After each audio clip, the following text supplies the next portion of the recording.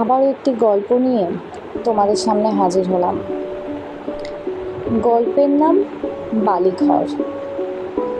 বাস্তব আর কিছুটা নিজস্বতা মিশিয়ে এই বালিঘর তৈরি হয়েছে।